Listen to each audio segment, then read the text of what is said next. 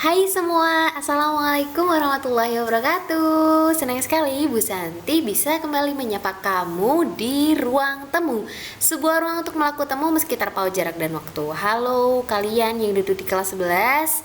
Kita hari ini akan belajar sejarah Indonesia tentang perlawanan terhadap Belanda. Ada banyak perlawanan, kita bisa cek di bagan. Kemarin sudah bahas tentang perlawanan ke Portugis, kemudian di masa VOC, dan kali ini kita akan bahas beberapa perlawanan pada masa kolonial Belanda. Ada 8 ya, tapi di video ini kita akan bahas 3 dulu: Pattimura, Diponegoro, dan Kesultanan Palembang. Oke, cus, kita mulai dari perlawanan Pattimura. Kalian pasti semua udah tahu dong ya sama sosok di samping kanan ini, karena rata-rata kalau jajan pakai uang seribuan, ya nggak?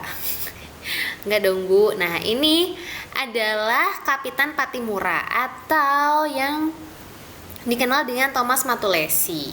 Oke. Nah, beliau ini adalah tokoh perlawanan di Maluku. Pada tahun 1817, Maluku mulai melawan pendudukan Belanda. Jadi Belanda itu kan sempat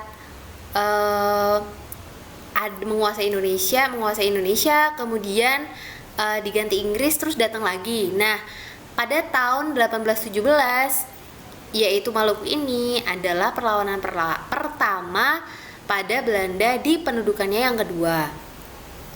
Kenapa sih melawan? Karena ada beberapa kebijakan-kebijakan VOC dulu yang menurut masyarakat Maluku itu memberatkan. Yang pertama, menyediakan bahan perbaikan kapal Belanda. Jadi orang-orang Maluku, masyarakat Maluku tuh harus menyediakan bahan perbaikan kapal Belanda. Selain itu, para pemuda Maluku juga wajib militer, dilatih sebagai serdadu Belanda di Jawa gitu. Kemudian mulailah Thomas Matulesi atau Kapitan Pattimura ini mengajak masyarakat Maluku untuk melakukan perlawanan. Pertama, dengan menghancurkan perahu-perahu Belanda, terus mengepung dan menduduki benteng Dorstede.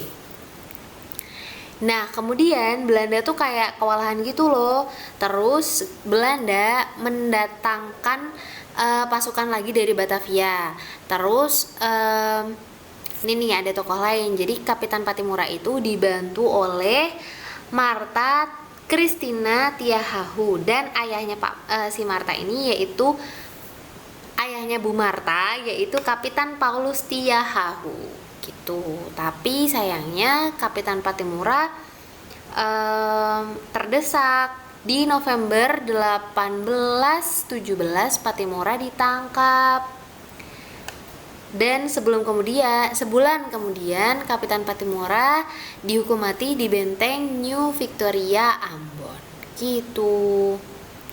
Oke, kita next ke perlawanan kedua, yaitu perlawanan Pangeran Diponegoro yang berlangsung cuma 5 menit. Dari 1825 sampai 1830. Enggak ya, maksudnya selama 5 tahun. Sebenarnya Pangeran Diponegoro ini adalah putra tertua dari Hamengkubuwono III. Hamengkubuwono itu adalah gelar untuk raja di Jawa. Tapi beliau tidak tinggal bersama raja di istana. Pangeran Diponegoro itu tinggalnya bersama Ratu Ageng, itu neneknya, di Tegalrejo. Setiap hari Pangeran Diponegoro selalu belajar tentang ilmu agama, kemudian tentang sastra Jawa, kayak gitu-gitu.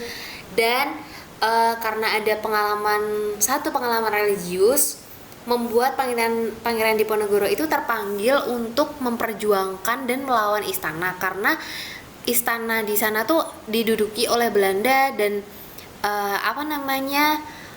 penuh dengan intrik, persengkokolan, dan lain sebagainya.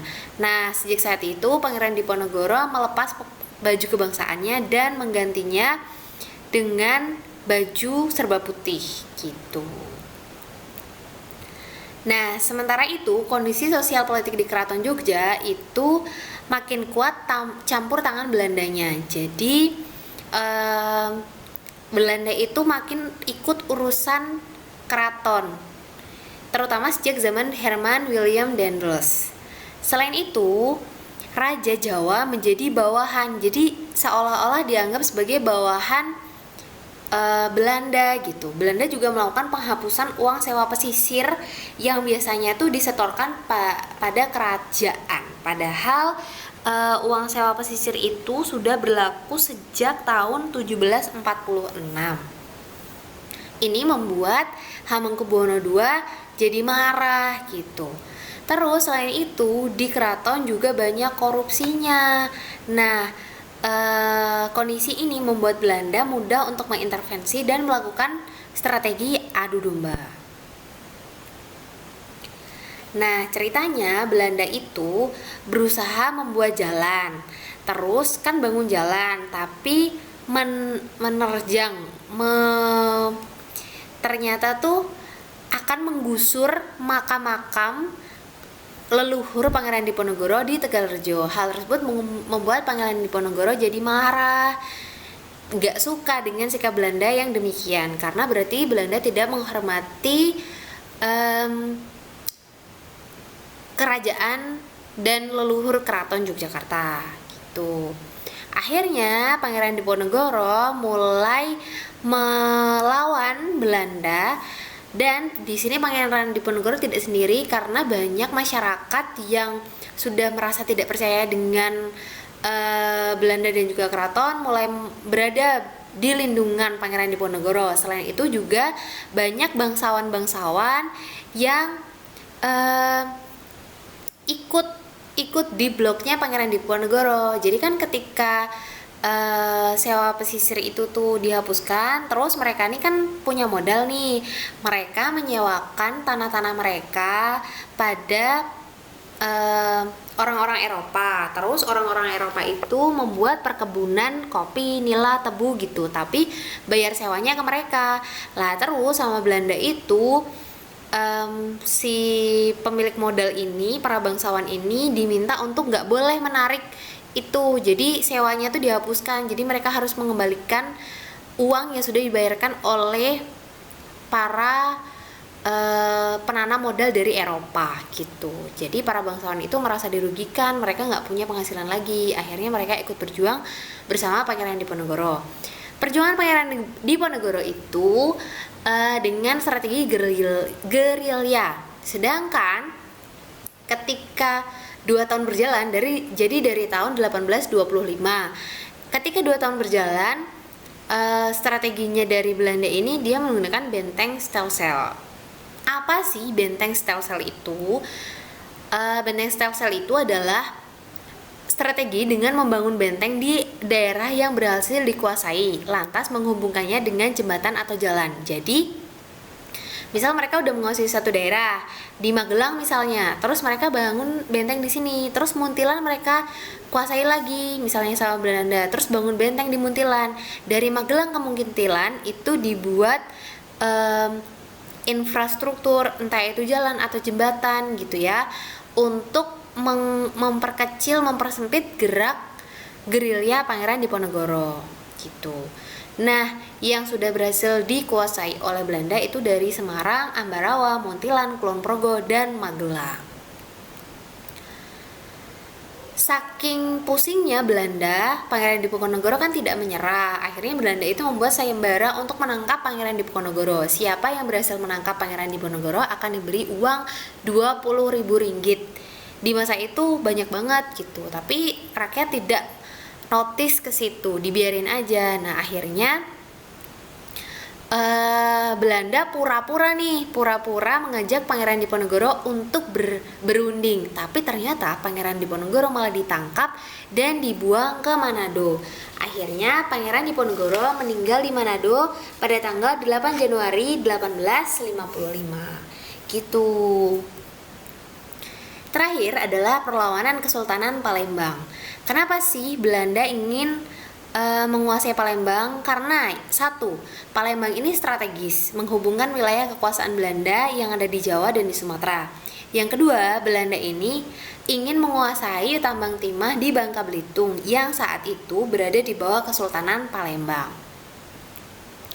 Ini dia tokoh yang menjadi garda depan penyerangan, perjuangan, perlawanan masyarakat Palembang, yaitu Sultan Badarudin II. Kalau kamu ingat-ingat, beliau ini fotonya ada di uang 10 ribuan. Nah, Sultan Badarudin II ini kan tahu nih ada perjanjian Tuntang tahun 1811. Di perjanjian itu disebutkan bahwa Belanda itu takluk pada Inggris. Nah, ketika itu sorry ya, batuk. Ketika itu tidak semua prajurit Belanda langsung hengkang dari Palembang, masih ada beberapa yang di sana. Akhirnya pada saat itu Sultan Badarudin II mengajak masyarakat untuk menyerang Belanda yang masih tersisa di Palembang. Pada tahun 1812 Inggris menyerang istana. Jadi menjara isi istana serta melantik adik Badarudin menjadi sultan dengan gelar Sultan Ahmad Najamuddin. Jadi adiknya Sultan Badarudin ini naik tahta. Badarudin berhasil lolos, namun pada tahun 1813 ia menyerah. Sikapnya jadi ya, Sultan Badarudin ini terus tunduk pada Inggris, membuat residen Inggris di Palembang mendudukannya kembali jadi raja. Tapi Raffles itu adalah penguasa tertinggi Inggris di Hindia Belanda tuh nggak setuju. Akhirnya belum jadi 1 bulan Badarudin dicopot lagi dan Najamuddin diletakkan lagi ke tahta. Nah, antara Badarudin dan Najamuddin ini nanti akan terus bersitegang sampai akhirnya Belanda 4 tahun kemudian 4 tahun kemudian 1814 berarti berapa? 3 tahun kemudian itu Belanda berkuasa kembali tahun 1814. Kemudian pada tahun 1818 Belanda menyerang Palembang. Karena tindakan ini tidak mengakhiri perlawanan di Palembang, Belanda kemudian mengirimkan ekspedisi kedua pada tahun 1819. Di luar dugaan, ekspedisi ini bisa dikalahkan oleh Badarudin. Akhirnya Belanda membalas pada tahun 1821 dengan menghimpun sebuah pasukan besar terdiri dari 4.000 tentara. Akhirnya Belanda berhasil menaklukkan Palembang serta mengasingkan Badarudin ke Ternate.